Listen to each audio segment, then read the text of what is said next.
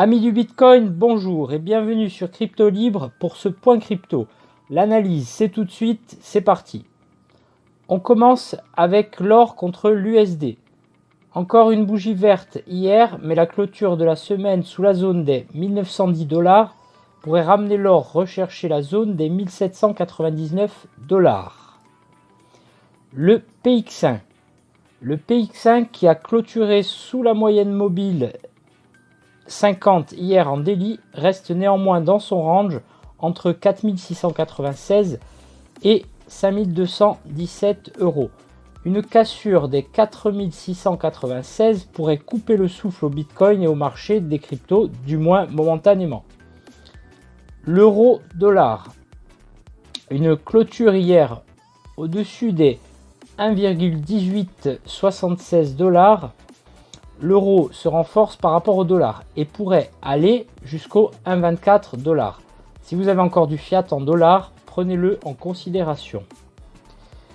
Le market cap des alts en dollars, qui après sa bougie d'indécision en daily, corrige un peu ces 2 jours. Seule une clôture en weekly sous la zone des 142 milliards pourrait remettre en cause la hausse de la market cap des alts. On passe à la dominance du Bitcoin.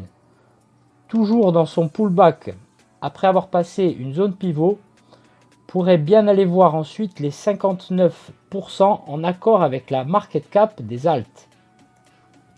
Le BTC contre l'USDT qui nous fait son retour sous la zone support des 11 891 en daily.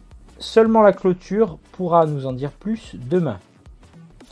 L'ETH contre le dollar qui nous fait comme prévu son retour vers la zone des 400 $ avant peut-être de s'attaquer à la prochaine zone de résistance des 486 $. L'ETH contre le BTC, l'ETH contre le Bitcoin qui corrige encore dans la zone de support des 0,035 BTC. On anticipe toujours un test de la zone des 0,038 BTC quand il repartira. On fait un point rapide sur les autres altcoins. L'XRP. L'XRP qui corrige encore. Une première clôture sous les 2436 Satoshi en daily freinerait déjà un peu la hausse que le XRP avait amorcée ici. Le Link qui est plutôt baissier depuis qu'il a cassé la zone de support des 0,0014. Le Link est en train de faire son pullback sur cette zone, avant de pouvoir repartir si tout va bien vers la zone des 0,001183. On termine avec le Ravencoin, qui est repassé fortement sous la droite de tendance qu'il avait déjà repassé à la hausse. Aujourd'hui, en daily et en weekly la semaine dernière, mais seulement une clôture d'abord en daily puis en weekly pourrait remettre en cause son nouvel élan haussier. Voilà, ce point crypto touche à sa fin. Merci de nous avoir suivis.